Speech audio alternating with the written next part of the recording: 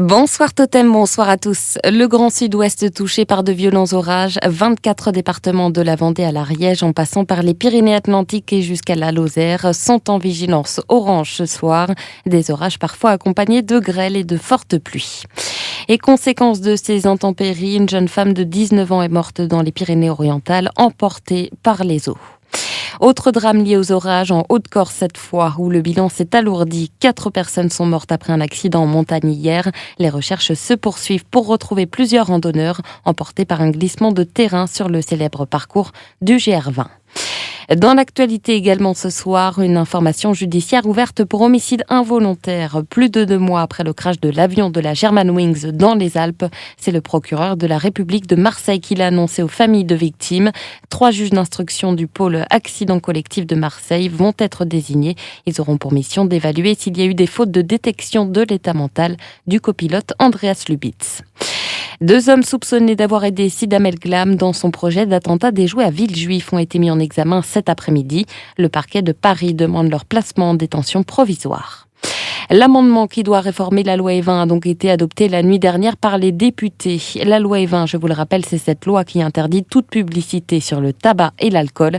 Cet amendement de la loi Macron, qui ne concerne que l'alcool, autorise non pas la publicité mais l'information. Cette initiative est saluée par le monde viticole mais qualifiée de coup dur pour la santé publique par la ministre Marisol Touraine.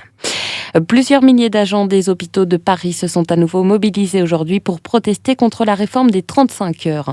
Une délégation a été reçue à l'Élysée cet après-midi. Le patron des hôpitaux de Paris, Martin Hirsch, invite de son côté les syndicats à une réunion demain matin à 9h. L'intersyndicale n'a pas encore répondu. Et autre grève aujourd'hui, celle des syndicats d'enseignants qui protestent contre la réforme du collège. De nombreux rassemblements ont eu lieu à Paris et dans plusieurs villes de France. Manuel Valls, en déplacement à La Réunion, tente de désamorcer la polémique autour de son voyage à Berlin. Le Premier ministre reconnaît une erreur de communication, de sensibilité, mais souligne qu'il n'y a eu aucune faute puisqu'il s'agissait d'un déplacement officiel. Le Premier ministre, vous le savez, a utilisé un avion de la République pour se rendre à la finale de la Ligue des Champions. Le monde du cinéma en deuil après la mort d'un géant du 7e art. Christopher Lee est décédé aujourd'hui à l'âge de 93 ans. La fin d'une longue carrière, il avait joué dans Star Wars ou encore dans Le Seigneur des Anneaux.